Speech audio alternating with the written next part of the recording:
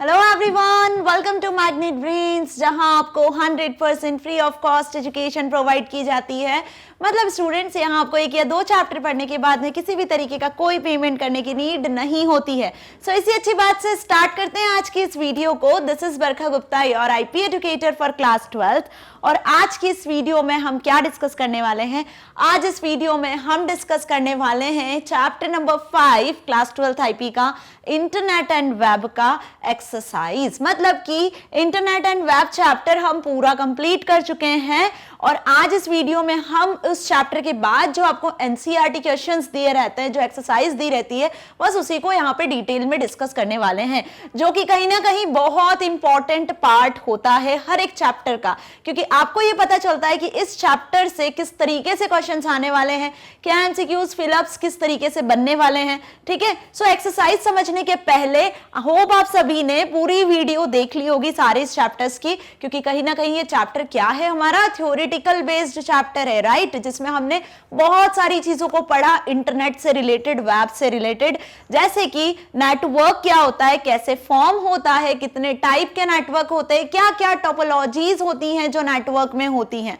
ठीक है, उसके साथ ही हमने देखा कि इंटरनेट कैसे फॉर्म होता है, इंटरनेट क्या होता है, website, web server, web pages, how to host website. ठीक है, ब्राउजर क्या होता है, वेब ब्राउजर क्या, कैसे आप ब्राउजर की सेटिंग करते हो। सो ये सारी चीजों को हम डिस्कस कर चुके हैं और इन सारे टॉपिक्स के लिए डेडिकेटेड वीडियोस मैंने बनाए हुए हैं, जिसमें हमने ब्राउजर वाले टॉपिक का प्रॉपर प्रैक्टिकल भी देखा। ओके, सो जिसने भी वीडियोस को नहीं देखा है, डिस्क्रिप्शन बॉक्स में लिंक है, वहां से आप एक्सेस कर सकते हो सारे वीडियोस को, ताकि आप आज के इस एक्सरसाइज में जितने भी क्वेश्चन आंसर्स हैं उनके आंसर्स इजीली कर सको।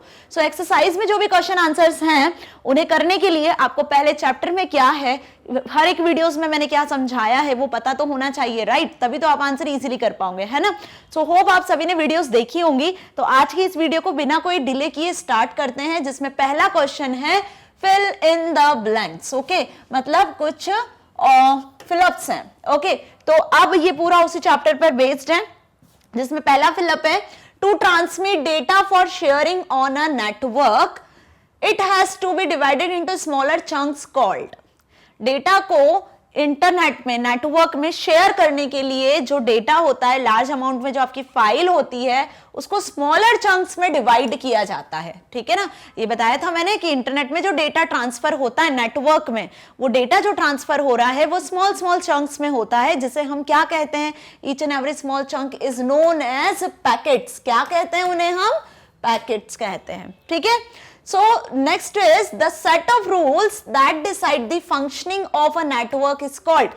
नेटवर्क की फंक्शनिंग को सेट ऑफ रूल्स डिसाइड करते हैं, तो सेट ऑफ रूल्स क्या कहलाते हैं? अब ये भी चीज मैंने आपको क्लियर की थी कि इंटरनेट पे जो भी काम होता है, नेटवर्किंग का जब आप यूज करते हो, इंटरनेट का जब आप यूज करते हो, उसकी सर्विसेज को एक्सेस करते हो, तो एक्सेस करने के लिए जो भी वर्क होता है, कहीं ना कहीं उसके पीछे सेट ऑफ रूल्स होते हैं, रेगुलेशंस होते हैं, जिन्हें हम कहते हैं, जिन्हें हम जानते हैं प्रोटोकॉल्स के नाम से। जिन्हें हम किस नाम से जानते हैं? प्रोटोकॉल्स के नाम से। Okay, a LAN can be extended up to the distance of dash kilometre. देखो डैश किलोमीटर बोला है, मतलब कि आपको यहां पे बताना है कि LAN का सेटअप जब आप करते हो, एक लोकल एरिया नेटवर्क जब आप सेट करते हो, तो वो कितने किलोमीटर तक एक्सटेंड हो सकता है, क्या उसकी रेंज होती है, हाई रेंज, मैक्सिमम रेंज। तो मैक्सिमम रेंज क्या होती है उसकी? 1 किलोमीटर तक। ठीक है, क्लियर हो रहा है अच्छे से?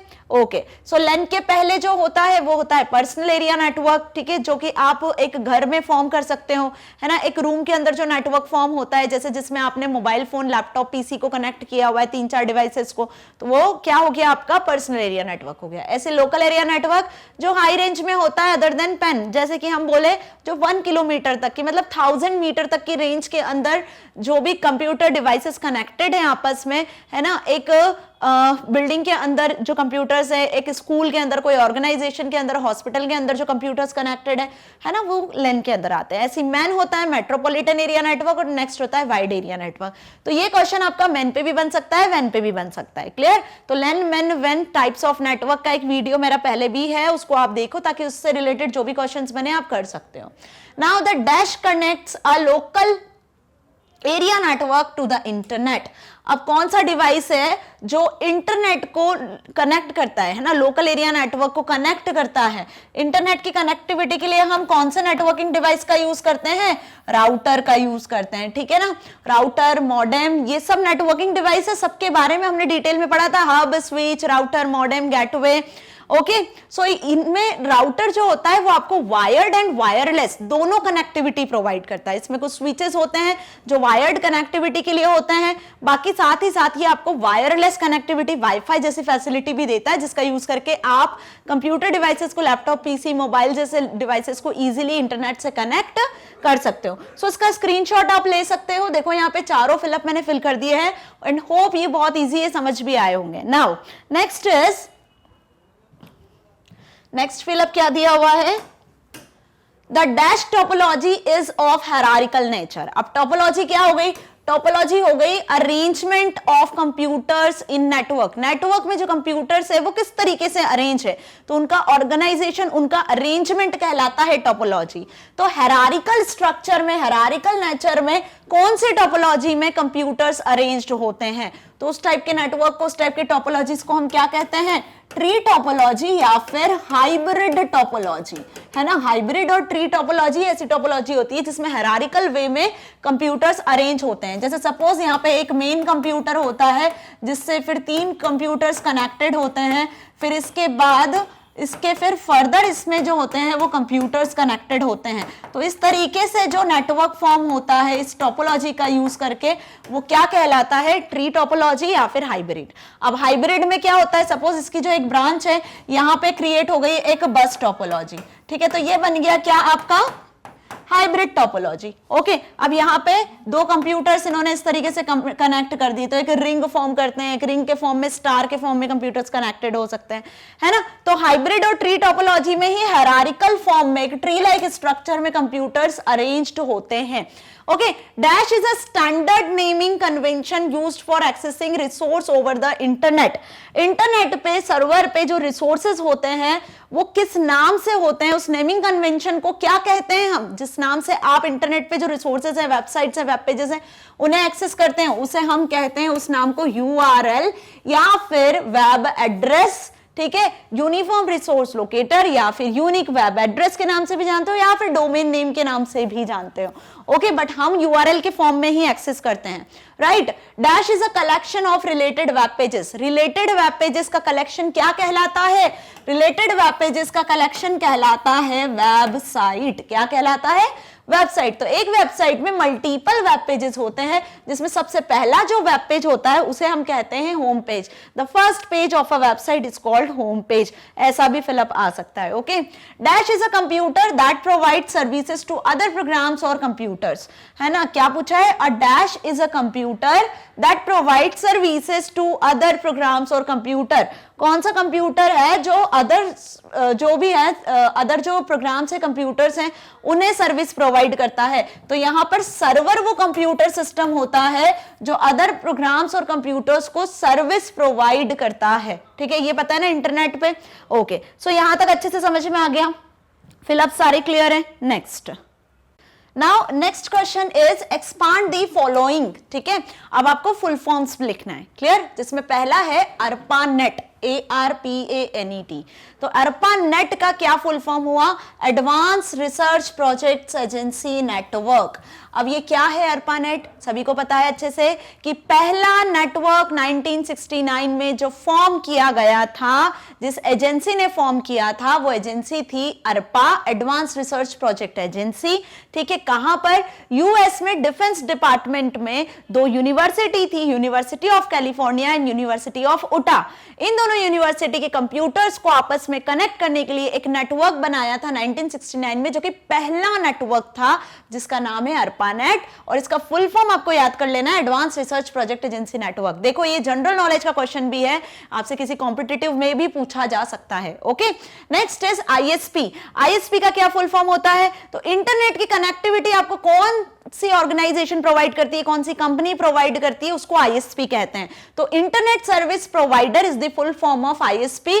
बहुत सारी कंपनीज हैं जो आपको ISP की फैसिलिटी देती है, इंटरनेट की फैसिलिटी प्रोवाइड करती है, जैसे कि एयरटेल हो गया, जियो हो गया, है ना। आप बोलते हो ना आपके घर में कौन सी कंपनी का ISP है, कौन सी कंपनी का इंटरनेट है, किससे अपने वाईफाई लिया हुआ है, राइट। तो वही कंपनी होती है आपकी ISP, internet service provider. URL, जिसके बारे में अभी हमने डिस्कस किया कि इंटरनेट पे जो रिसोर्स होते हैं, जो वेबसाइट्स होती है सर्वर पे स्टोर होती है, उनको हम किस नाम से रिफर करते हैं, जिस नाम से हम उन्हें रिफर करते हैं, जिस लिंक से हम रिफर करते हैं, वो URL होता है, जिसका फुल फॉर्म है uniform resource locator.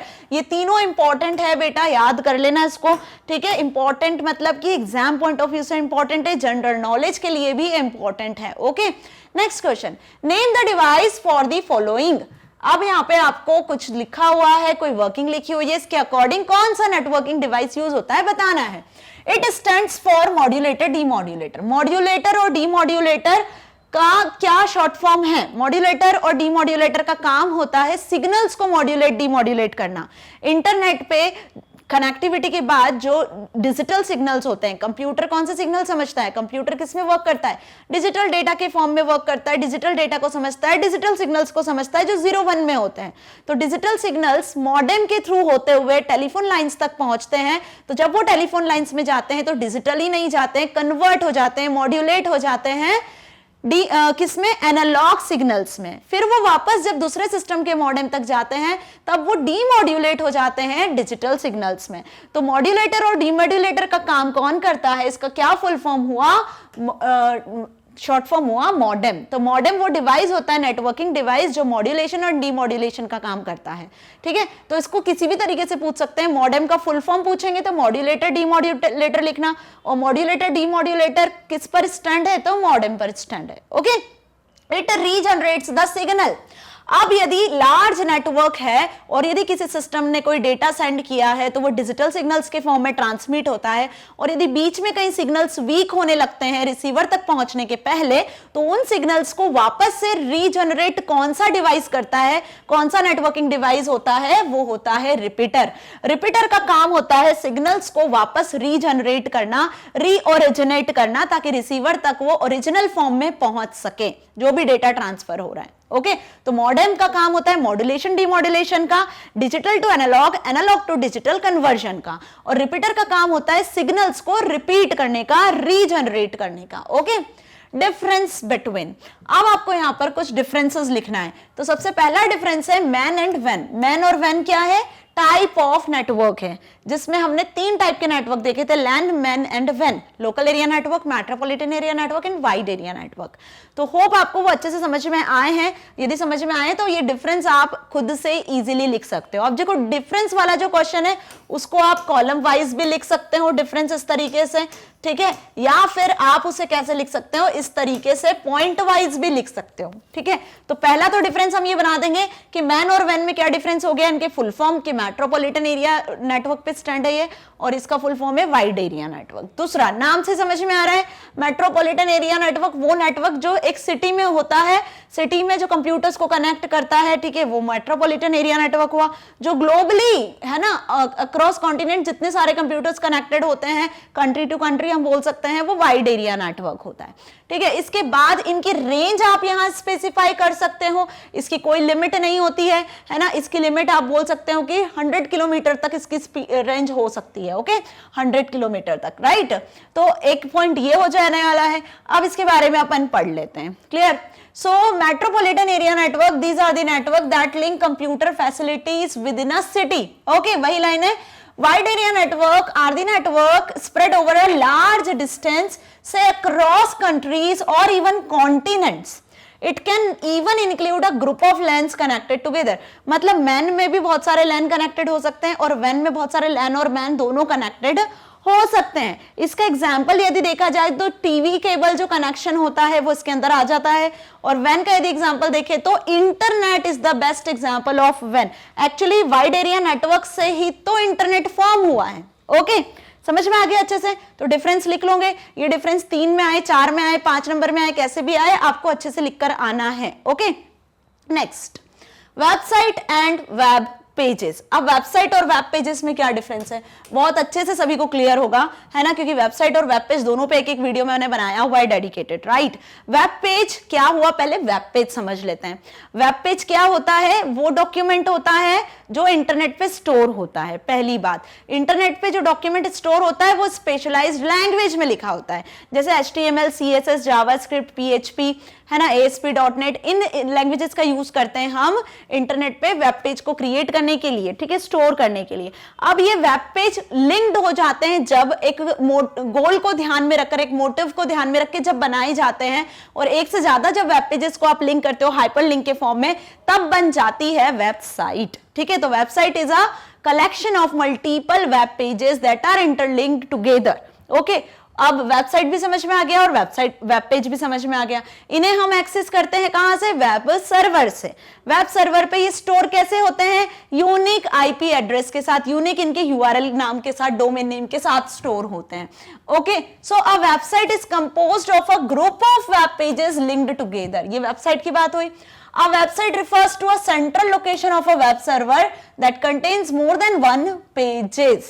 Okay, a website may have just a home page. A website में multiple web pages होते हैं, तो जो पहला पेज होता है वो क्या होता है, होम पेज होता है। It may have many other internal web pages in addition to the home page. Home page के अलावा भी बहुत सारे वेबसाइट में पेजेस होते हैं। अब वेब पेज की बात करें तो ये एक वेब डॉक्यूमेंट होता है that is accessed using HTTP protocol and resides on website. Website में होता है, और जो भी वेब पेज को आपको एक्सेस करना है तो कैसे एक्सेस करते हो, HTTP प्रोटोकॉल का यूज करके। मतलब सर्वर के पास में हम उस वेब पेज की रिक्वेस्ट सेंड करते हैं HTTP फॉर्मेट में, और उसी फॉर्मेट में HTTP रेस्पॉन्स हमें मिलता है, वेब पेज हमारे ब्राउजर पे डिस्प्ले होता है। अब web page is always a part of a web site, okay. अब इसमें भी डिफरेंस आएगा तो आप क्लियर कर सकते हो, क्लियरली लिख सकते हो, okay. Next, router and gateway. Router और गेटवे में क्या डिफरेंस होता है, अब देखो राउटर और गेटवे दोनों क्या है, नेटवर्किंग डिवाइसेस है। नेटवर्किंग डिवाइसेस में मैंने डिटेल में राउटर और गेटवे को भी एक्सप्लेन किया हुआ है, ओके। वीडियो देखिए तो यहाँ पे डिफरेंस खुद से लिख सकते हो आप इजीली। डिफरेंस अगेन आप कैसे लिख सकते हो, कॉलम वाइज भी लिख सकते हो, पॉइंट वाइज भी लिख सकते हो, इस तरीके से भी लिख सकते हो। पर यदि पॉइंट वाइज लिख कर आओगे आंसर तो ज्यादा बेस्ट होगा, अच्छे मार्क्स मिलेंगे, राइट। तो गेटवे क्या हुआ, a gateway is a network device that regulates traffic between two dissimilar network while router regulate traffic between similar network. पहला डिफरेंस तो यही हो गया, ये आपका बन गया पहला पॉइंट। देखो गेटवे क्या कर रहा है, वो नेटवर्क डिवाइस होता है जो रेगुलेट करता है ट्रैफिक को दो अलग अलग नेटवर्क में, ठीक है, डिसिमिलर नेटवर्क में ट्रैफिक को रेगुलेट करता है। लेकिन राउटर क्या करता है, सिमिलर नेटवर्क में रेगुलेट करता है ट्रैफिक को, ठीक है। दूसरा डिफरेंस देखें, a router connect a local area network to internet and ensures that the traffic local to LAN remains there only and the traffic not intended for your local network stays outside of it on the internet। देखो gateway की यदि बात की जाए ना, तो suppose ये आपने लोकल एरिया नेटवर्क फॉर्म किया हुआ है, राइट। तो इस लोकल एरिया नेटवर्क में अपने कंप्यूटर्स को कनेक्ट किया हुआ है, और यहां पर एक राउटर लगा हुआ है जिससे ये कनेक्टेड है, ओके। समझ में आ रहा है अच्छे से, ये राउटर के थ्रू कनेक्टेड है, ओके। अब यहां पे देखो ये राउटर आपका इंटरनेट से कनेक्टेड है, किससे, इंटरनेट से। अब सपोज यहाँ पे एक और हमने नेटवर्क बना दिया, ठीक है, इस तरीके से हमने एक नेटवर्क फॉर्म किया है। तो राउटर क्या कर रहा है, एक ही सिमिलर नेटवर्क के अंदर मैनेज कर रहा है डिवाइसेस को, ट्रैफिक को कंट्रोल कर रहा है, रीजनरेट कर रहा है सिग्नल्स एंड ऑल, ठीक है। ये सारा काम हो गया किसका, राउटर का। राउटर नेटवर्क कनेक्टिविटी दे रहा है, डेटा को ट्रांसफर कर रहा है सिस्टम्स के बीच में एक सिंपल नेटवर्क में। लेकिन यदि हम बात करते हैं, यहाँ पे भी एक राउटर लगा हुआ है जो इनको कनेक्ट कर रहा है और इनको कम्युनिकेशन प्रोवाइड कर रहा है, राइट। लेकिन यदि हम बात करें दो अलग अलग नेटवर्क की, ये एक नेटवर्क अलग है, ये अलग नेटवर्क है, तो यहाँ पे बीच में जो काम कर रहा है वो हो गया आपका गेटवे। क्या हो गया, गेटवे। अब गेटवे क्या करेगा, दो अलग अलग नेटवर्क के बीच में यदि आपको डेटा को ट्रांसफर करना है, ट्रैफिक को कंट्रोल करना है, तो यहाँ पे गेटवे होता है। और गेटवे किससे कनेक्टेड होता है, इंटरनेट से कनेक्टेड होता है, होल इंटरनेट से। तो एक गेट की तरह, एक वॉल की तरह वर्क करता है अलग अलग नेटवर्क को के ट्रैफिक को कंट्रोल करने में, ओके। तो राउटर एक सिंपल सिंगल नेटवर्क के अंदर ट्रैफिक कंट्रोल करता है, डेटा को ट्रांसफर करता है, बट गेटवे क्या करता है, डिफरेंट लोकल एरिया नेटवर्क के बीच में डेटा को ट्रांसफर करता है। ये चीज क्लियर हो गई अच्छे से, दोनों का डिफरेंस, ओके। नेक्स्ट, बस एंड स्टार टोपोलॉजी।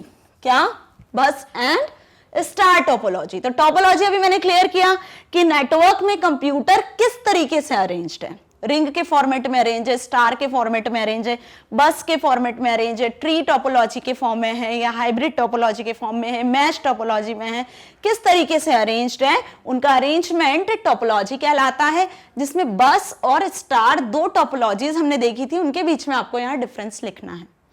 तो बस टोपोलॉजी में सिक्वेंशियली डेटा ट्रांसफर होता है। कैसी होती है बस टोपोलॉजी? इस तरीके से होती है ना, यहाँ पे कुछ कंप्यूटर्स होते हैं जो आपस में कनेक्टेड होते हैं। कैसे कनेक्टेड होते हैं? एक बैकबोन के थ्रू, ठीक है। ये देखो, ये टर्मिनल्स हो गए इनके, जहां पे ये कंप्यूटर्स आपस में कनेक्टेड है, ठीक है। मतलब ये 1 2 3 4 4 कंप्यूटर्स से मिलकर हमने एक नेटवर्क बनाया जो कि बस टोपोलॉजी के अंदर आ रहा है। अब यहाँ पे ध्यान से देखो आप एक चीज कि इसमें जो कनेक्टेड है कंप्यूटर, ये इस केबल के थ्रू कनेक्टेड है, जिसे हम कहते हैं बैकबोन। क्या कहते हैं? बैकबोन, ठीक है। मतलब अगर इस केबल में कोई प्रॉब्लम हुई, यही आपकी मेन नेटवर्क केबल होगी, इस केबल में कोई प्रॉब्लम हुई तो पूरा नेटवर्क फेल हो जाएगा। और जो डेटा ट्रांसमिट होगा ना, वो सीक्वेंशियल होगा, है ना। सीक्वेंशियल मतलब यदि फर्स्ट सिस्टम को 4 सिस्टम तक कुछ डेटा ट्रांसफर करना है तो पहले वो ट्रांसफर होगा 2 सिस्टम पे, फिर आएगा वो 3 पे, फिर आएगा वो 4 पे। तो सिक्योरिटी जैसी कोई चीज यहां नहीं होती है, क्योंकि डेटा आपका सिक्वेंशियल ऑर्डर में ट्रांसफर हो रहा है, ठीक है। अब यहाँ पे मैंने जैसे बताया कि अगर कुछ भी एक भी सिस्टम में प्रॉब्लम हुई तो पूरा नेटवर्क फेल हो जाएगा। तो ये हुई बस टोपोलॉजी, ठीक है। अब this topology, all devices of network are connected to single continuous cable called a bus. किससे कनेक्टेड होते हैं? एक सिंगल कॉन्टिन्यूअस केबल से, जिसे हम बैकबोन भी कहते हैं, बस भी कहते हैं, ठीक है। Transmission from any station travels the length of the bus in both direction and can be received by other stations. तो डेटा सिक्वेंशियल ऑर्डर में जा रहा है, या तो इस ऑर्डर में ट्रांसफर होगा या इस ऑर्डर में ट्रांसफर होगा। सिक्वेंशियल ऑर्डर में डेटा ट्रांसफर होता है। अब जो डेस्टिनेशन डिवाइस है, on identifying the address on data packet copies the data on the disk when the data packet reaches at either end the transmitter on that end absorb the signal removing it from the bus. Okay. अब इसके बाद यदि बात करते हैं हम किसकी? Star topology की। तो स्टार टोपोलॉजी में कंप्यूटर्स कैसे कनेक्टेड होते हैं? स्टार टोपोलॉजीज में जो कंप्यूटर्स होते हैं वो कनेक्टेड होते हैं एक सेंट्रल डिवाइस से, जिसे हम कहते हैं हब, है ना। ये सेंट्रल डिवाइस से कंप्यूटर्स आपस में कनेक्टेड होते हैं, ठीक है। तो ये हब ही क्या करता है? डेटा को ट्रांसफर करता है, सारे कंप्यूटर्स को आपस में कनेक्ट करके रखता है ना। तो यही सेंट्रल डिवाइस है जो ओवरऑल पूरे नेटवर्क को कंट्रोल करता है, सारे डिवाइसेस को कम्युनिकेट करवाता है। So in this topology each work station is directly linked to the central node. तो इसी सेंट्रल नोड को, इसी सेंट्रल सिस्टम को हम नोड कहते हैं। तो नेटवर्क में जितने भी कंप्यूटर्स होते हैं उन्हें होस्ट और नोड के नाम से जानते हैं, ये तो पहले भी बताया था मैंने। Devices can be easily plugged और अनप्लग्ड। अब यहाँ पर हब है तो आप इजीली डिवाइस को प्लग कर सकते हो, अनप्लग कर सकते हो, क्लियर। अब यदि कोई एक सिस्टम में कोई प्रॉब्लम भी होती है नेटवर्क की, तो बाकी पूरा नेटवर्क यहाँ पे सेफ होता है, बाकी पूरा नेटवर्क यहाँ पे सेफ होता है, ठीक है। ये चीज भी आप लिख सकते हो डिफरेंस में इसके स्टार टोपोलॉजी के, कि यदि किसी एक सिस्टम में कोई प्रॉब्लम होती है नेटवर्क के, तो पूरा नेटवर्क करप्ट नहीं होता, पूरा नेटवर्क फेल नहीं होता है, ओके। लेकिन हाँ, यदि सेंट्रल नोड में, इस हब में यदि कोई प्रॉब्लम हुए तो पूरा नेटवर्क फेल हो सकता है, okay. So any communication between these stations must pass through the central node. अब यहाँ पे जो भी सिस्टम डेटा ट्रांसफर करेगा, जो भी कम्युनिकेशन होगा, वो सेंट्रल नोड से होता हुआ जाएगा। मतलब एक सिस्टम ने 1 2 3 4 ये 4 सिस्टम है, इस फर्स्ट वाले सिस्टम को थर्ड वाले सिस्टम तक डेटा ट्रांसफर करना है तो पहले वो सेंट्रल नोड के पास जाएगा, फिर यहां से इस पे जाएगा। तो सेंट्रल नोड की मेन रिस्पॉन्सिबिलिटी होती है सोर्स से डेस्टिनेशन तक डेटा को पहुंचाने की। तो ये सिक्योर होता है एज कंपेयर टू बस। तो अब आपको डिफरेंसेस क्लियर हो गए कि it is not less secure, it is more secure, है ना। दोनों के कंपैरेटिवली बात करें, यहाँ पे नेटवर्क फेल होने के चांसेस ज्यादा होते हैं यदि एक भी सिस्टम फेल हुआ तो। यहाँ पे यदि कोई सिस्टम फेल होता है तो यहाँ पे नेटवर्क के फेल होने के चांसेस कम होते हैं। आइदर सेंट्रल जो नोड है, यदि उसमें कोई प्रॉब्लम हुई तब नेटवर्क फेल होता है, ठीक है। यहाँ पे सिक्वेंशियल ऑर्डर में डेटा ट्रांसफर होता है, यहाँ पे सेंट्रल हब की रिस्पॉन्सिबिलिटी होती है सोर्स से डेस्टिनेशन तक डेटा को पहुंचाने की। कोलाइजन यहाँ हो सकता है, यहाँ कोलाइजन नहीं होता है, ओके। ऐसे आप पॉइंट्स बना के यहाँ पे लिख सकते हो। ये मैंने डिटेल में आपको एक वीडियो बनाया टोपोलॉजी का, उसमें बहुत अच्छे से सारी टोपोलॉजीज को डिटेल में एडवांटेज डिसएडवांटेज के साथ एक्सप्लेन किया है, वहां से तो आप काफी अच्छे से इनके डिफरेंसेस लिख पाओगे, right. Next, static and dynamic web pages. क्या है? Static and dynamic. अब स्टैटिक और डायनेमिक नाम से समझ में आ रहा है, वेब पेज वाली वीडियो में अच्छे से समझाया है। स्टैटिक मतलब फिक्स्ड, कांस्टेंट जिसमें कोई चेंजेस आप नहीं कर सकते हो। डायनेमिक मतलब क्या होता है, जिसमें आप इजीली चेंज कर सकते हो, जिसको आप रैंडमली चेंज कर सकते हो, ठीक है, जो फिक्स्ड नहीं होता है वो डायनेमिक।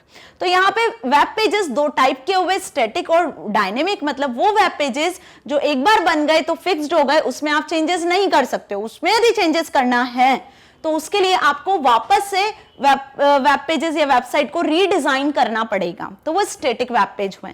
जैसे आपके स्कूल की वेबसाइट है, तो आपके स्कूल की वेबसाइट एक बार बन गई तो बन गई, फिक्स्ड हो गई, राइट, तो वो क्या हुआ, स्टैटिक वेब पेज हुए। क्लियर?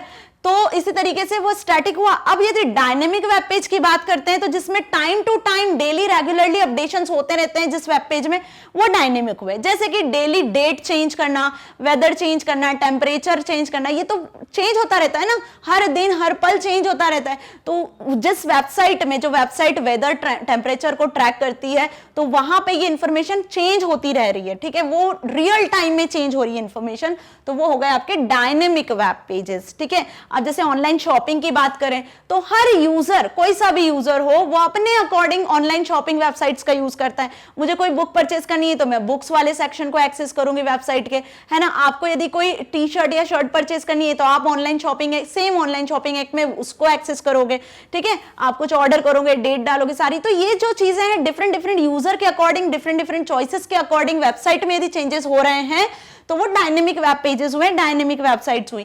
ऐसी स्टैटिक वेब पेज की यदि बात करें तो आपके स्कूल की वेबसाइट आप भी खोलोगे वैसी दिखेगी, मैं भी खोलूंगी उसी तरीके से दिखेगी, उसमें कोई चेंजेस नहीं हो रहे हैं, तो वो स्टैटिक वेब पेजेस हुए। डिफरेंस क्लियर हुआ अच्छे से ना स्टैटिक और डायनेमिक वेब पेजेस में। अब ये स्टैटिक और डायनेमिक जो वेब पेजेस होते हैं, इनमें जो लैंग्वेज होती है जिसका यूज करके ये वेब पेजेस बनाए जाते हैं, तो HTML जो कि बेसिक लैंग्वेज है वो यूज होती है स्टैटिक वेब पेज को बनाने के लिए, और डायनेमिक वेब पेज बनाने के लिए हमें एडवांस लैंग्वेज का यूज करना होता है, जैसे PHP, ASP.NET, Python, जो कि आपको स्क्रिप्टिंग लैंग्वेज प्रोवाइड करती है, जावास्क्रिप्ट वगैरह। ओके, सो डिफरेंसेस मैंने काफी सारे यही आपको बता दिए, और वही डिफरेंसेस देखो पॉइंट वाइज लिखे हुए हैं, तो ऐसे ही आंसर्स आपको लिख कर आना है, या आप कॉलम वाइज भी आंसर्स लिख सकते हो। बार बार मैं ये चीज बोल रही हूँ, डिफरेंस वाले क्वेश्चंस 110% आपके एग्जाम में आते हैं। ओके, और ये जितने डिफरेंसेस मैंने अभी डिस्कस किए ना, ये सभी मोस्ट इंपॉर्टेंट है।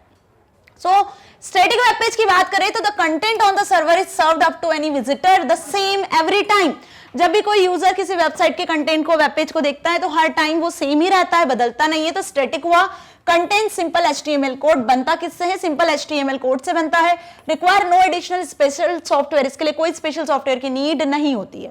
डायनेमिक की बात करें तो the content of the server is the same but display different data depending on the information such as the time of day, the user who is logged on, the date, the search term it has been given to look for. तो यहाँ पे जो content होता है वो होता तो same है, लेकिन अलग अलग यूजर को अलग अलग टाइम पे डिस्प्ले करवाने के लिए इसे डायनेमिक वेब पेज कहते हैं, है ना। Along with the HTML code, HTML code के साथ भी होता है। Also contain dynamic code in the form of script.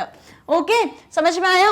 Next, special software यहाँ पे इंस्टॉल होते हैं जो सर्वर साइड स्क्रिप्टिंग के लिए यूज होते हैं, जिसमें सर्वर क्रिएट करता है डायनेमिक वेब पेजेस को। ओके, सो ये डिफरेंस भी क्लियर हुआ अच्छे से। नेक्स्ट क्वेश्चन नंबर 5, डिफरेंसेस खत्म हो गए।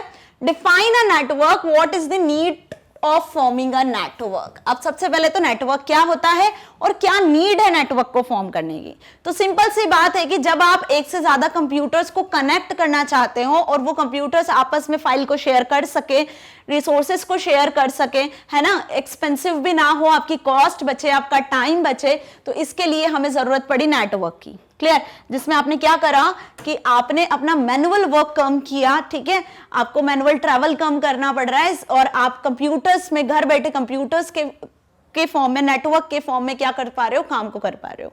ठीक है, तो सिंपल से ये तो हमारे जनरल बात हुई कि नीड क्यों हुई नेटवर्क फॉर्म करने की। जैसे कि ARPANET जो पहला नेटवर्क बना था वो 2 यूनिवर्सिटी बहुत अलग अलग जगह पर थी, है ना, कैलिफोर्निया में थी और एक उटा में थी। तो वहां के कंप्यूटर्स को आपस में कम्युनिकेट करवाने के बाद जो पहला नेटवर्क बना तो उनका काम ईजी हो गया, उन लोगों का ट्रेवल करना बच गया, मैनुअल वर्क कम हो गया। ठीक है, क्योंकि अब वो फाइल्स को इजिली शेयर कर पा रहे हैं, रिसोर्सेज को इजिली शेयर कर पा रहे हैं, कम्युनिकेट कर पा रहे हैं। Okay, so a network is interconnected collection of autonomous computers that can share and exchange information. तो सबसे मेन जो रीजन है इंफॉर्मेशन को शेयर करना, एक्सचेंज करना, इसके लिए हमें नेटवर्क की नीड पड़ी। अब नेटवर्क में आप क्या करते हो, मल्टीपल कंप्यूटर सिस्टम को, रिसोर्सेज को आपस में कनेक्ट करते हो थ्रू केबल्स और थ्रू वायरलेस, मतलब वायरलेस और वायर दो तरीके का यूज करके आप नेटवर्क फॉर्म कर सकते हो। Major reasons that emphasise on the need of network are resource sharing. पहली बात तो हुई नीड क्यों पड़ी हमें, रिसोर्स को शेयर करने की। जैसे कि सपोज आपके स्कूल में कंप्यूटर लैब है, ठीक, अब कंप्यूटर लैब है, सपोज 5 कंप्यूटर आपके यहाँ पर है, तो 5 कंप्यूटर है, तो 5 कंप्यूटर को क्या 5 प्रिंटर 5 स्कैनर्स प्रोवाइड किए गए हैं अलग अलग? नहीं, है ना। पांचों कंप्यूटर को एक नेटवर्क में कनेक्ट कर दिया और एक प्रिंटर और एक स्कैनर लगाया हुआ है जो पांचों कंप्यूटर्स शेयर कर रहे हैं, ठीक है। तो अब किसी भी कंप्यूटर से जब प्रिंटिंग का कमांड दिया जाएगा तो वो एक ही प्रिंटर जो है वो पांचों के साथ शेयर हो रहा है, तो वो प्रिंट निकाल के देगा आपको, ठीक है। तो रिसोर्स शेयरिंग के लिए सबसे पहली नीड, रिसोर्स शेयरिंग के लिए हमें नेटवर्क की जरूरत पड़ती है। So through a network data, software and hardware resources can be shared respective of the physical location of the resource and the user, ठीक है। अब यहाँ पे तो मैंने एक प्रिंटर की बात करी, ऐसी हो सकता है कोई फाइल है, अब पांचों सिस्टम पे आपको 5 बार वो फाइल क्रिएट करनी पड़ेगी यदि वो नेटवर्क में नहीं होंगे तो, ठीक है। लेकिन यदि वो नेटवर्क में है तो उस एक ही फाइल में मल्टीपल यूजर्स, 5 यूजर्स उन 5 कंप्यूटर पे वर्क कर सकते हैं, उसमें चेंजेस कर सकते हैं, ठीक है। तो फाइल को भी आप शेयर कर सकते हो, डेटाबेस को आप शेयर कर सकते हो, इंफॉर्मेशन को शेयर कर सकते हो, रिसोर्सेज को आप शेयर कर सकते हो नेटवर्क का यूज करके, ठीक है। सो यहाँ पे क्या हो रहा है, कॉस्ट कम लग रही है। So second is reduced cost. भाई 5 प्रिंटर स्कैनर लाओगे तो कॉस्ट बढ़ जाएगी, एक्सपेंसिव हो जाएगा, और एक बार यदि नेटवर्क फॉर्म कर लिया तो एक ही रिसोर्स से कम कॉस्ट में काम हो जाएगा, है ना। तो since resources can be shared it greatly reduce the cost. Fast communication, communication भी क्या होता है नेटवर्क में, फास्ट होता है। With network it is possible to exchange information at very fast speed, depend on your network speed, okay. Next, give any 2 example of network. Network के 2 example देना है, तो पहला ARPANET हुआ जो 1969 में बनाया गया था, जैसा मैंने बताया। दूसरा जो नेटवर्क बना था 1980s में वो था NSF नेट, जो कि नेशनल साइंस फाउंडेशन ने क्रिएट किया था ARPANET के बाद। अपने साइंस फाउंडेशन में कंप्यूटर्स को कनेक्ट किया था, नेटवर्क बनाया था जिसमें वो आपस में कम्युनिकेट कर पा रहे थे। तो 1969 में ARPANET डिजाइन किया गया, एडवांस रिसर्च प्रोजेक्ट नेटवर्क, और 1980s में NSF नेट बनाया गया। बस इसके बाद तो शुरुआत हो गई नेटवर्किंग की, ठीक है। फिर इसके बाद छोटे छोटे ऐसे नेटवर्क बनते चले गए और 1990s में इंटरनेट फॉर्म हुआ, एक मॉडर्न इंटरनेट फॉर्म हुआ, ठीक है। तो 1990 से इंटरनेट की शुरुआत हुई, ओके। सो यदि क्वेश्चन में इस तरीके से पूछा है आपसे कि give any 2 examples of network, तो बस आपको ये लिख देना है, ARPANET and NSF net are 2 examples. Give any 3 applications on the internet. Internet की 3 एप्लीकेशंस बताओ। अब 3, ये तो मैंने कुछ कॉमन लिखी हुई है, बाकी इससे ज्यादा आप लिख सकते हो। आप हर काम के लिए तो इंटरनेट का यूज कर रहे हो, right.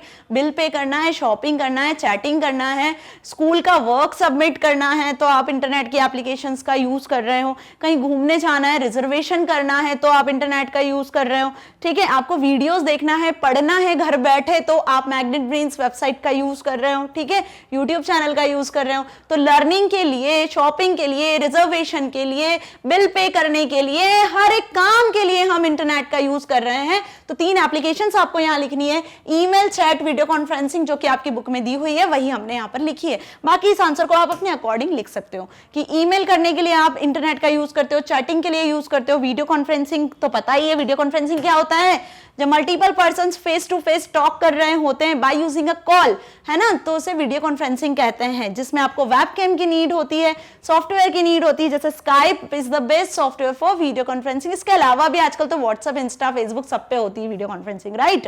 Next, name any 2 mail service providers. अब यहाँ पे आपको 2 मेल सर्विस प्रोवाइडर्स के नाम लिखने हैं क्वेश्चन नंबर 8 में, ठीक है। तो मेल सर्विस प्रोवाइडर क्या प्रोवाइड करते हैं, आपको ईमेल करने की फैसिलिटी प्रोवाइड करते हैं ना, कि आप जो ईमेल सेंड करते हो, रिसीव करते हो, स्पैम में ईमेल्स आते हैं आपके, ठीक है, आप कंपोज कर सकते हो मेल, ठीक है, वो फैसिलिटी आपको मेल सर्विस प्रोवाइडर्स प्रोवाइड करते हैं। कुछ वेबसाइट्स होती हैं, तो यहाँ पे आपको 2 वेबसाइट्स के नाम लिखना है, जिसमें जीमेल होता है, एक तो याहू मेल होता है। जनरली आपने देखा होगा कि जीमेल में आप अपना ईमेल अकाउंट क्रिएट करते हो, लाइक दिस, यूजर नेम आता है, देन @ से आपका ईमेल अकाउंट सेपरेट रहता है, यूजर नेम @, और यहाँ पे सपोज जीमेल का आप यूज कर रहे हो तो gmail.com, मतलब डोमेन का नाम है ना, वेबसाइट का नाम आ जाता है, ठीक है, मेल सर्विस प्रोवाइडर का नाम आ जाता है। ऐसे रेडिफ मेल होता है, हॉटमेल होता है ना, याहू मेल होता है, तो आप इनके थ्रू अपना ईमेल अकाउंट क्रिएट कर सकते हो। तो मेल सर्विस प्रोवाइडर के नाम आपको यहाँ पे लिखना है। ओके, सो होप ये क्लियर है question. Next is explain VoIP। अब VoIP क्या है? ये भी एक इंटरनेट का एप्लीकेशन है। तो एप्लीकेशन ऑफ इंटरनेट वाला वीडियो जब आया था तब मैंने आपको ये चीज समझाई थी कि VoIP का फुल फॉर्म होता है वॉइस ओवर इंटरनेट प्रोटोकॉल। ये एक ऐसी टेक्नोलॉजी है इंटरनेट की जिसके थ्रू आप ऑडियो वीडियो कॉल्स कर सकते हो। जैसे आप स्काइप, फेसबुक, व्हाट्सएप, इंस्टा के थ्रू वीडियो कॉलिंग जो करते हो, ऑडियो कॉल जो करते हो, उसके पीछे कौन सा प्रोटोकॉल वर्क करता है? VoIP प्रोटोकॉल ही वर्क करता है। तो इसका फुल फॉर्म आपको याद कर लेना है, voice over internet protocol. This technology that allows one to make audio and video calls over a broadband internet connection. Clear? So VoIP के बारे में आएगा तो आपको क्या लिख के आना है, अभी क्लियर है। Okay, next is what is DNS। DNS क्या होता है? DNS मतलब डोमेन नेम सर्वर। ठीक है, दिख रहा है आपको यहाँ पे domain name server. Clear? DNS का फुल फॉर्म। अब डोमेन नेम सर्वर का काम क्या था ये मैंने आपको बहुत अच्छे से समझाया था जब वेब होस्टिंग हमने पढ़ा तब। इसके पहले जब हमने वेब सर्वर पढ़ा था तब भी बताया था कि डोमेन नेम सर्वर एक ऐसा सर्वर होता है जहां पे जो URL होती है, जो डोमेन नेम होते हैं, वो IP एड्रेस में मैप होते हैं। मतलब डोमेन नेम सर्वर का काम होता है कि यूजर जो भी URL के अकॉर्डिंग सर्वर से, वेब सर्वर से इंफॉर्मेशन एक्सेस करना चाह रहा है, उस URL में जो डोमेन नेम है उसको IP एड्रेस में कन्वर्ट कर देना, डोमेन नेम को IP एड्रेस में मैप कर देना, ताकि वेब सर्वर IP एड्रेस के अकॉर्डिंग इंफॉर्मेशन को फैच कर सके डेटाबेसेस से और वापस यूजर को रिक्वेस्ट का रेस्पॉन्स सेंड कर सके, है ना। तो DNS expands to domain name server. It is a standard protocol that helps internet user discover websites using human readable address. Example www.edupillar.com, जैसे कि ये एक वेबसाइट है, डोमेन नेम है www.edupillar.com इनटू इसका IP एड्रेस क्या हो गया? सपोज हमने ये लिखा हुआ 198.20.90.34, तो IP एड्रेस क्लियर है ना। IP मतलब इंटरनेट प्रोटोकॉल, ठीक है। और हर एक सिस्टम का, हर एक क्लाइंट सिस्टम, सर्वर सिस्टम जो भी इंटरनेट में कनेक्टेड है उनका IP एड्रेस होता है जो एक न्यूमेरिक एड्रेस होता है। तो आपको न्यूमेरिक एड्रेस से तो हर चीज को जानना पहचानना बहुत टफ होता है, कितने नंबर्स आप याद रखोगे, ठीक है, कितनी वेबसाइट्स के, कितने सिस्टम्स के। तो यहाँ पे क्या करते हैं हम कि इस IP एड्रेस को उसके डोमेन नेम के साथ में रेफर करते हैं और इस IP एड्रेस को डोमेन नेम में मैप करने का काम बेसिकली डोमेन नेम सर्वर का होता है। इस पूरी प्रोसेस को डोमेन नेम सिस्टम कहा जाता है, राइट। तो जब भी वेब सर्वर से, ये हो गया आपका क्लाइंट सिस्टम, ठीक है, ये हो गया आपका सर्वर सिस्टम, राइट। तो ये हमारा हो गया वेब सर्वर, फाइन। तो जब ये वेब सर्वर से आप कुछ रिक्वेस्ट करते हो, कोई भी इंफॉर्मेशन, सपोज www.edupillar.com, आप इसी को सर्च करना चाह रहे हो, ठीक है, .com, तो ये जो रिक्वेस्ट है वो वेब सर्वर के पास जाती है। तो वेब सर्वर के पास में यहाँ पे एक और सर्वर होता है जिसको हम क्या बोलते हैं? DNS, domain name server. तो डोमेन नेम सर्वर क्या करेगा? इस edupillar.com का IP एड्रेस 198.20 जो भी था वो सर्वर तक सेंड करेगा वेब सर्वर का। फिर वेब सर्वर अपने डेटाबेसेस में जो इसके पास फाइल्स है इसमें डेटा को सर्च करेगा जो आपने रिक्वेस्ट भेजी और फिर इसका रिस्पॉन्स आपको सेंड करेगा। तो अब ये चीज अच्छे से क्लियर हो गई ना कि DNS का क्या काम होता है। DNS का बेसिकली काम होता है क्या कि डोमेन नेम को IP एड्रेस में मैप करना, ठीक है, ट्रांसलेट करना। हम बोल सकते हैं कि डोमेन नेम जो एक टेक्सचुअल नेम है उसको IP एड्रेस में, न्यूमेरिक एड्रेस में कन्वर्ट करने का काम है, ओके, ताकि वेब सर्वर क्या कर सके? यूजर की रिक्वेस्ट को फुलफिल कर सके, okay. Now identify the type of topology from the following. अब आपको दो कुछ क्वेश्चंस दिए हुए, इनमें ये बताना है कि जो भी आपको कंडीशन दी हुई है इसमें कौन सी टोपोलॉजी यूज हो रही है। जैसे फर्स्ट आपको कंडीशन ये बताइए यहाँ पे कि ईच नोड, तो नोड से तो अब आप बहुत अच्छे से अवेयर हो ना कि कंप्यूटर नेटवर्क में जितने भी कंप्यूटर्स कनेक्टेड होते हैं हर एक कंप्यूटर को हम नोड कहते हैं। क्या कहते हैं? नोड। तो each node is connected with the help of single cable. वो कौन सी टोपोलॉजी है जिसमें हर एक नोड, हर एक कंप्यूटर एक सिंगल केबल से कनेक्टेड होते हैं? बहुत बेसिक सा क्वेश्चन है। तो कौन सी टोपोलॉजी होती है? वो बस टोपोलॉजी होती है ना। बस टोपोलॉजी में क्या होता है? एक मेन सिंगल केबल होती है जिसमें मल्टीपल नोड्स, मल्टीपल कंप्यूटर्स आपस में कनेक्टेड होते हैं, जिसे हम बस कहते हैं, बैकबोन कहते हैं, जो स्पेसिफिकली कंप्यूटर नेटवर्क की फैसिलिटी प्रोवाइड करता है। ठीक है, इसी के थ्रू सिग्नल्स ट्रांसमिट होते हैं, कंप्यूटर्स आपस में डेटा को शेयर कर पाते हैं। ठीक है, next, each node is connected with the central switching through independent cables. देखो अब यहाँ पे इंडिपेंडेंट केबल से एक सेंट्रल डिवाइस से कितने कंप्यूटर्स कनेक्ट होते हैं, इस टाइप के नेटवर्क को क्या कहते हैं? तो उस टाइप के नेटवर्क को हम कहते हैं स्टार टोपोलॉजी। देखा था ना, यहाँ पे एक हब होता है, मेन सेंट्रल डिवाइस, जिससे 4 कंप्यूटर्स आपस में कनेक्टेड होते हैं, 4 या मल्टीपल्स भी कर सकते हो आप। तो इस टोपोलॉजी को क्या कहते हैं हम? This type of topology is known as star topology. और ये सब एक इंडिपेंडेंट केबल से कनेक्टेड है। देखो ये इंडिपेंडेंट केबल से कनेक्टेड है, बस टोपोलॉजी में ये एक मेन केबल से कनेक्टेड है। ओके, सो दोनों का डिफरेंस भी क्लियर हो गया ना अच्छे से। डिफरेंस में भी हम पढ़ चुके हैं, वापस से क्वेश्चन आ गया इस तरीके से। तो देखो क्वेश्चन को कैसे भी पूछ सकते हैं आपसे, ट्रू फॉल्स में पूछ सकते हैं, फिलअप में पूछ सकते हैं, एमसीक्यू में पूछ सकते हैं, वन वर्ड में पूछ सकते हैं। ठीक है, इस तरीके से आइडेंटिफाई करने के लिए भी आ सकता है, ऐसा डिफाइन करने के लिए भी पूछ सकते हैं, डिफाइन बस टोपोलॉजी, डिफरेंस बिटवीन बस टोपोलॉजी एंड स्टार टोपोलॉजी। तो सारी टोपोलॉजीज आपको बहुत अच्छे से याद करनी है। हर टोपोलॉजी का बेसिकली याद करना इन द सेंस कि हर टोपोलॉजी को बेसिकली आपको समझना है कि किस टोपोलॉजी में कंप्यूटर किस तरीके से कनेक्टेड है। ठीक है, जिस तरीके से कनेक्टेड है तो यही उनका मेन बेसिक डिफरेंस है। ओके, और कैसे डेटा का फ्लो हो रहा है। ओके, सो ये चीज अच्छे से समझ में आई ना। नेक्स्ट, साहिल अ क्लास 10th स्टूडेंट। अब देखो यहां से ना कुछ एप्लीकेशन बेस्ड क्वेश्चन शुरू हो रहे हैं। ठीक है, अभी तक तो डायरेक्ट सिलेबस में जो टॉपिक आपने पढ़े थे उस टॉपिक बेस्ड क्वेश्चन थे, अब 12th क्वेश्चन से एप्लीकेशन बेस्ड है। मतलब कि यहाँ पे हम बोल सकते हैं कि कुछ एग्जाम्पल, कुछ कंडीशन दी होगी, उसके बिहाफ पे आपको बताना है कि इंटरनेट की कौन सी टेक्नोलॉजी है और क्या यूज हो रहा है। तो डरने की बात नहीं है इसमें, बात वही है, चैप्टर के ही क्वेश्चंस है, टॉपिक वही है, बस आपको कंडीशन के हिसाब से जस्टिफाई करना है, एनालाइज करना है कि हाँ यहाँ पे क्या यूज हो सकता है। ठीक है, so Sahil, a class 10 student, had just started understanding the basics of internet and web technologies. Sahil class 10th का स्टूडेंट है जो जस्ट इंटरनेट और वेब टेक्नोलॉजीज के बारे में उसने पढ़ना शुरू किया है। He is bit confused in between the terms world wide web and internet. देखो आ गया वही बात कि वो जब पढ़ना शुरू किया उसने इंटरनेट वेब टेक्नोलॉजीज के बारे में, तो उसे एक छोटा सा कंफ्यूजन है कि इंटरनेट और वर्ल्ड वाइड वेब में क्या डिफरेंस है, जो कि मैं बहुत अच्छे से आपको एक्सप्लेन कर चुकी हूँ। ठीक है, कब? जब हमने ये पढ़ा था द इंटरनेट वाला टॉपिक, उसमें मैंने ये चीज आपको, ये कॉन्सेप्ट बहुत अच्छे से क्लियर किया था, डिफरेंस के साथ क्लियर किया था, right. So help him in understanding both the terms with the help of suitable example of each. तो अब आपको हेल्प करना है साहिल की वर्ल्ड वाइड वेब और इंटरनेट को आपको एक एग्जाम्पल के साथ में उसको अच्छे से समझाना है। तो क्या बताया था मैंने आपको कि वर्ल्ड वाइड वेब और इंटरनेट क्या होता है? देखो इंटरनेट क्या होता है? नेटवर्क ऑफ नेटवर्क होता है ना, ग्लोबली जो कनेक्टेड होते हैं सारे कंप्यूटर्स ओवरऑल कॉन्टिनेंट्स में। ठीक है, तो हम क्या बोलते हैं उन नेटवर्क ऑफ नेटवर्क को, लार्ज नेटवर्क को क्या बोलते हैं? इंटरनेट बोलते हैं। तो इंटरनेट में बेसिकली क्या है? कंप्यूटर्स आपस में कनेक्टेड होते हैं। ठीक है, तो जब कंप्यूटर्स आपस में कनेक्टेड हो रहे हैं, एक नेटवर्क को फॉर्म कर रहे हैं, तो वो क्या बन गया? वो इंटरनेट बन गया।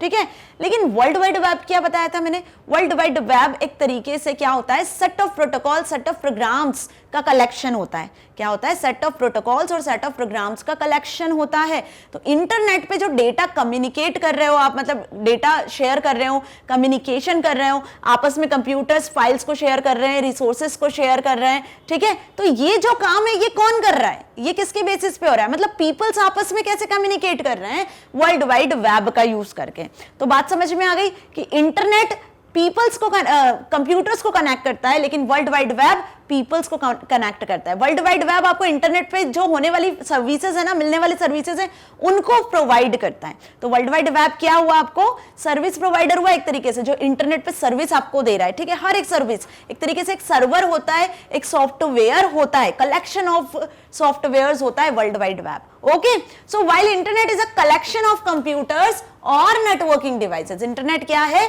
कंप्यूटर्स का कलेक्शन है और नेटवर्किंग डिवाइसेस का कलेक्शन है जो आपस में मिलकर काम करते हैं और एक नेटवर्क को फॉर्म करते हैं। ठीक है, www is a collection of documents linked via special links called hyperlinks. तो www क्या हुआ? कलेक्शन ऑफ डॉक्यूमेंट्स जो लिंक्ड होते हैं किसके थ्रू? इंटरनेट पे, हाइपरलिंक के through. www forms a large part of internet but it is not a whole internet. www क्या है? वर्ल्ड वाइड वेब एक तरीके का सर्वर सिस्टम होता है जो आपको क्या प्रोवाइड करता है, आपकी रिक्वेस्ट को फुलफिल करने का काम करता है। होल इंटरनेट है, ऐसा नहीं बोल सकते कोई पार्ट है इंटरनेट का, ये भी नहीं बोल सकते हैं। सो बहुत ध्यान से आपको ये चीज समझना है कि इंटरनेट क्या करता है, कनेक्ट करता है कंप्यूटर और नेटवर्किंग डिवाइसेस को। किसको कनेक्ट करता है? कंप्यूटर और नेटवर्किंग डिवाइस को। लेकिन www क्या करता है? कनेक्ट करता है पीपल्स को। ठीक है, समझ में आया? कैसे? बाय यूजिंग हाइपरलिंक्स और डॉक्यूमेंट्स। तो जो भी आप डॉक्यूमेंट इंटरनेट पे सर्वर पे सर्च करते हो वो www के थ्रू ही आपको मिलते हैं, जिसे इन शॉर्ट हम क्या कहते हैं? वेब भी कहते हैं। ओके, अब इसके एग्जांपल्स की यदि बात करें तो एग्जांपल्स आप सभी को क्लियर है कि सारे कंप्यूटर्स हैं, उनको आपने कनेक्ट कर दिया, मॉडेम के थ्रू कनेक्ट कर दिया जो इंटरनेट की फैसिलिटी दे रहा है, आपके कंप्यूटर तक इंटरनेट की फैसिलिटी आ गई। ठीक है, लेकिन जब आपने ब्राउजर को इंस्टॉल किया, ब्राउजर के थ्रू अब आप कुछ सर्चिंग कर रहे हो, आप ऑनलाइन शॉपिंग कर रहे हो, रिजर्वेशन कर रहे हो, ठीक है, आप ईमेल सेंड कर रहे हो, जब आप इंटरनेट की फैसिलिटीज को एक्सेस कर रहे हो, जहां से एक्सेस कर रहे हो, तो वो हो गया आपका वर्ल्ड वाइड वेब। तो ये एग्जाम्पल्स भी हो गए, राइट? सो क्लियर हुआ अच्छे से? Next, Murugan wants to send a report on his trip to northeast to his mentor. Murugan को क्या करना है? उसकी ट्रिप की रिपोर्ट सेंड करना है। ओके, कहां पर? North east to his mentor, उसके मेंटर को जो नॉर्थ ईस्ट में है। The report contains images and videos. अब उस रिपोर्ट में क्या है? इमेजेस भी हैं, वीडियोस भी हैं। How can he accomplish his task through the internet? अब इंटरनेट का यूज करके वो कैसे इमेजेस और वीडियोस को एक रिपोर्ट में रखकर, कंटेन करके एक रिपोर्ट में इमेजेस वीडियोस को सबके साथ में सेंड कर सकता है?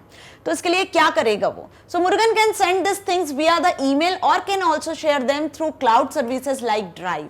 तो बहुत सारे ऑप्शंस है इंटरनेट के। आपको यदि डेटा शेयर करना है, टेक्सचुअल फाइल शेयर करना है, इमेजेस शेयर करना है, वीडियो शेयर करना है, तो ईमेल भी आपको ये फैसिलिटी देता है आजकल कि आप टेक्सचुअल फाइल के साथ साथ आप इमेजेस और वीडियोस को भी अटैच कर सकते हो अटैचमेंट फैसिलिटी के थ्रू। तो ईमेल भी कर सकता है वो ये फाइल को, या फिर गूगल ड्राइव जैसी जो फैसिलिटी है क्लाउड सर्विसेज की, है ना, तो ड्राइव पर भी वो शेयर कर सकता है इन चीजों को, इमेजेस को और वीडियोस को रिपोर्ट के फॉर्म में। ओके, सो इंटरनेट पे फाइल शेयर करने के लिए भी बहुत सारी चीजें अवेलेबल हैं। बेसिकली हम ईमेल और ड्राइव का ही यूज करते हैं जनरली। क्लियर? बाकी इसके अलावा तो बहुत सारी इंस्टेंट एप्स भी होती है जिसपे आप क्या कर सकते हो? इस तरीके की रिपोर्ट्स को शेयर कर सकते हो, जैसे कि व्हाट्सएप बिजनेस ग्रुप होता है। ठीक है, बिजनेस ग्रुप पे क्या करते हैं हम? यही करते हैं ना, जो ऑफिशियल अनऑफिशियल वर्क सारे आप परफॉर्म कर सकते हो, राइट? तो ऐसे बहुत सारे एप्स भी अवेलेबल है। Next, Mampi is planning to open a company that deals with rural handicrafts. मम्पी क्या प्लान कर रहा है? एक कंपनी ओपन करने का प्लान कर रहा है जो कि रूरल हैंडीक्राफ्ट्स के साथ में डील करेगा। Okay, she wants to advertise about handicrafts on social platform. अब उन हैंडीक्राफ्ट्स के बारे में वो एडवर्टाइज करना चाहता है सोशल प्लेटफॉर्म पे। Okay, so which internet service she should use and why? तो सोशल प्लेटफॉर्म पे इन हैंडीक्राफ्ट से रिलेटेड एडवर्टीजमेंट के लिए वो कौन सी सोशल सर्विस का या इंटरनेट की कौन सी ऐसी सर्विस का यूज करेगा? तो इंटरनेट की सर्विस होती है सबसे मेन बेसिक एडवर्टीजमेंट के लिए कि आप इंटरनेट पे वेबसाइट क्रिएट करो। ठीक है, जो भी आप बनाना चाह रहे हो, जो आपके आइडियाज है, थॉट्स है, आप उसको वेबसाइट के थ्रू शेयर कर सकते हो, उसे पब्लिश कर सकते हो ताकि वर्ल्ड वाइड वेब हर पब्लिकली लाइव कर दो ताकि सब लोग उसे एक्सेस कर सके। Okay, so Mampi can create a website for the same, a website a set of related web pages located under a single domain name. तो वो अपनी जो भी इंफॉर्मेशन है जो वो प्लान कर रहा है रिलेटेड विथ हैंडीक्राफ्ट्स, वो उसे क्या कर सकता है? मल्टीपल वेब पेजेस के अकॉर्डिंग अरेंज कर सकता है, एक वेबसाइट बना सकता है और उसका एक अच्छा सा डोमेन नेम सिलेक्ट कर सकता है। ठीक है, डोमेन नेम के हिसाब से फिर वो अपनी वेबसाइट को रजिस्टर कर सकता है। ठीक है, कहां पर? इंटरनेट पे। So through various web pages of this website Mampi can display the details of handicrafts and the ways to obtain this make payments. Okay, और उसी के अकॉर्डिंग वो पेमेंट्स भी बना सकता है। तो ये चीज क्लियर हो गई ना अच्छे से कि सबसे बेस्ट वे जो होती है एडवर्टीजमेंट की वो क्या होती है कि आप अपनी चीज को सबसे अच्छे से वेबसाइट के थ्रू एडवर्टीज कर सकते हो, राइट? एक वेब पेज के फॉर्म में एडवर्टीज कर सकते हो। Okay, now next is Ruhani wants to edit some privacy settings to of her browser. Ruhani क्या चाहती है? ब्राउजर की प्राइवेसी सेटिंग्स को एडिट करना चाहती है। तो ब्राउजर सेटिंग्स वाली वीडियो आप सभी ने देखी है जिसमें मैंने वेब ब्राउजर पढ़ाया है। ब्राउजर की सेटिंग आप कैसे कर सकते हो, क्या क्या ऑप्शंस होते हैं, कहां पे आपको जाना है, किस तरीके से आप थीम, बैकग्राउंड वगैरह सब सेट कर सकते हो, राइट? ब्राउजर से रिलेटेड एड-ऑन्स, प्लगइन्स भी हमने देखा था। ओके, सो ब्राउजर की सेटिंग करना है यहाँ पे रूहानी को। How can she accomplish her task? तो कैसे करेगी वो ब्राउजर की सेटिंग? वो भी उसे प्राइवेसी से रिलेटेड सेटिंग करना है। तो बताया था मैंने, जो भी ब्राउजर का आप यूज करते हो, यहाँ पे आपको एड्रेस बार के टॉप राइट साइड में आपको दिखते हैं 3 वर्टिकल लाइंस, मतलब इन्हें मेन्यूज भी बोल सकते हैं। यहाँ पे जब आप क्लिक करते हो तो यहाँ पे आपको या तो सेटिंग्स ऑप्शन दिखता है, सेटिंग्स दिखता है, या फिर अगर ये नहीं मिलता है तो एक और होता है इसके अल्टरनेटिवली ऑप्शंस। जब आप इस ऑप्शंस पे क्लिक करते हो तो आपके सामने एक न्यू टैब ओपन होता है, और इस न्यू विंडो में यहाँ पे आपको जनरल, होम, सर्च, है ना, privacy and security, privacy and security, synchronisation, इस तरीके से क्या मिलते हैं आपको, ऑप्शंस मिलते हैं, और आप यहां पर फिर उनकी सेटिंग्स कर सकते हो। तो प्राइवेसी सेट करना है तो उसे कौन सा ऑप्शन सिलेक्ट करना पड़ेगा, यहां पर प्राइवेसी सिलेक्ट करना पड़ेगा। Okay, so the privacy setting of browser can be changed by opening the settings of web browser. Web browser की क्या ओपन करना है आपको, सेटिंग्स ओपन करना है। तो ब्राउजर की सेटिंग कहां मिलेगी, टॉप राइट कॉर्नर पे आपको सेटिंग्स नाम का ऑप्शन मिलेगा।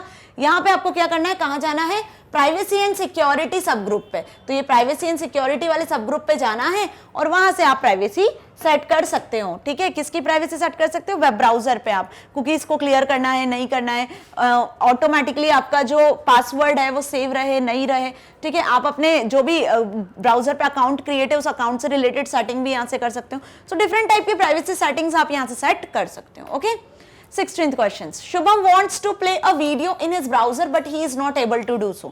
शुभम क्या करना चाहता है, वीडियो को प्ले करना चाहता है ब्राउजर से। बहुत ध्यान से समझना, वो क्या करना चाह रहा है कि ब्राउजर पे उसकी वीडियो प्ले हो जाए बट नहीं कर पा रहा है। A message on the screen instructs him to install Adobe Flash Player plugin. अब जब वो वीडियो को प्ले करता है तो उसके सामने एक मैसेज आ जाता है कि install the Adobe Flash Player plugin। जब आप ये इंस्टॉल करोगे तभी आप वीडियो को प्ले कर पाओगे ब्राउजर पे। तो अब इस प्लगइन को कैसे ऐड करना है, तो यहां पे देखो ब्राउजर की एक सेटिंग्स होती है जिसमें एड-ऑन्स नाम का ऑप्शन आता है, सेटिंग्स में ही वहीं पर ही एड-ऑन्स नाम का ऑप्शन आता है जिसमें आप प्लगइन्स को ऐड कर सकते हो, राइट। तो फ्लैश प्लेयर हो गया, जावा की कुछ प्लगइन्स होगी, आप इन सारी चीजों को अपने ब्राउजर के साथ ऐड कर सकते हो। So Shubham can click on the installation link to go to the Adobe site and download and install the required flash player plugin. या तो जो उसको मैसेज आ रहा है वहां से वो डाउनलोड कर ले, या फिर जैसे मैंने अभी बताया कि सेटिंग्स में जाकर आप वहां पे एड-ऑन्स नाम का ऑप्शन आता है, नीचे उसमें प्लगइन सब ग्रुप में आता है, प्लगइन पे क्लिक करोगे, फ्लैश प्लेयर को डाउनलोड कर सकते हो वहां से। ठीक है, प्लगइन को ऐड कर सकते हो, या फिर डायरेक्टली यहां से भी वो इंस्टॉल कर सकता है जो मैसेज उसे आ रहा है। तो जैसे फ्लैश प्लेयर आ जाएगा तो वीडियो ब्राउजर पे प्ले होने लग जाएगी। Okay, next, When Joy typed the URL in address bar of his browser, जब Joy URL टाइप करता है कहां पर, ब्राउजर पे, तो ब्राउजर पे एड्रेस बार में ही हम URL के थ्रू सर्चिंग करते हैं। ठीक है, सो क्या होता है, उसको एरर मिलता है, एक error message, error 404 was displayed. क्या डिस्प्ले हुआ उसको, एरर 404।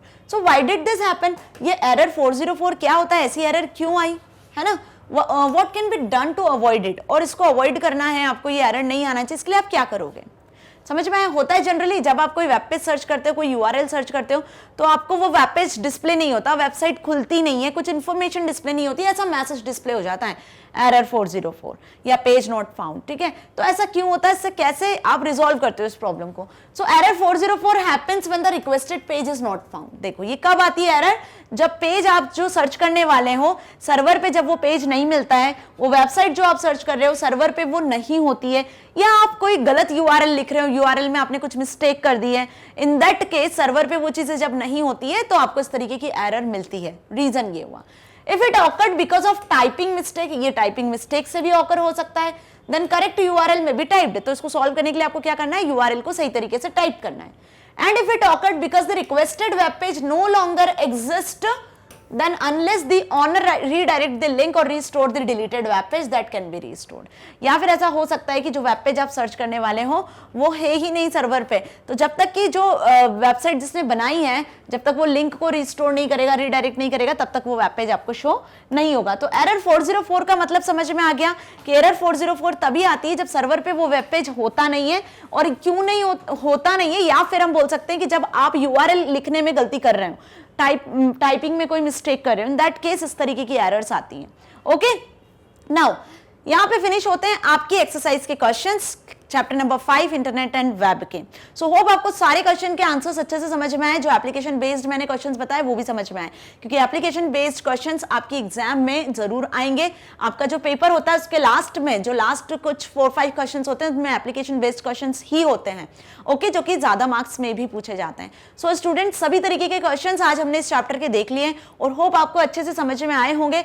अब ये चैप्टर आपको अकॉर्डिंग टू मी 100% क्लियर हो गया होगा कि थ्योरेटिकल बेस्ड चैप्टर है ये, और इसमें क्वेश्चंस आएंगे, किस तरीके से आएंगे और क्या लिखना है आपको, ये सारी चीजें क्लियर हो गई होंगी।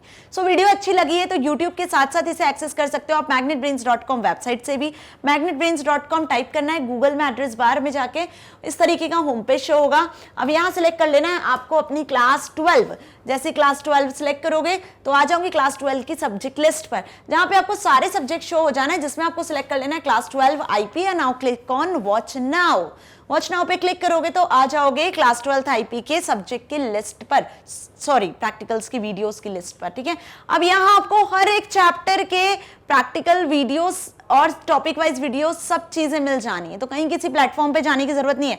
हम 12th का पूरा कोर्स कंप्लीट कर चुके हैं, ओके। सारे चैप्टर्स, पाइथन, डेटाबेस वगैरह, इंटरनेट एंड वेब, सारे चैप्टर्स हमने कंप्लीट कर लिए। तो सारे चैप्टर्स यहाँ अवेलेबल है, हर एक चैप्टर की वीडियो लेक्चर्स प्रैक्टिकल के साथ अवेलेबल है, ओके। जिस भी किसी वीडियो में डाउट है इस तरीके से वीडियो प्ले होगा, आपका डाउट सॉल्व हो जाना है। अब मैग्नेट ब्रेन्स आपको हिंदी मीडियम चैनल भी प्रोवाइड कर रहा है, मतलब जो आपके हिंदी मीडियम के फ्रेंड्स हैं आप उन्हें इन्फॉर्म करिए कि मैग्नेट ब्रेन्स अब free of cost 100% Hindi medium की भी वीडियो लेक्चर्स आपको दे रहा है, ताकि आप इसका बेनिफिट ले सकें। कहां से? किंडरगार्टन से लेकर क्लास 12 तक, ताकि आप इस अपनी एग्जाम में बहुत अच्छे मार्क्स को स्कोर कर सकते हो, साथ ही साथ अपनी लाइफ में भी कुछ बहुत अच्छा अचीव कर सकते हो। सो स्टूडेंट्स, मिलेंगे नेक्स्ट वीडियो में नेक्स्ट टॉपिक के साथ। Till then stay here, stay happy, thank you so much.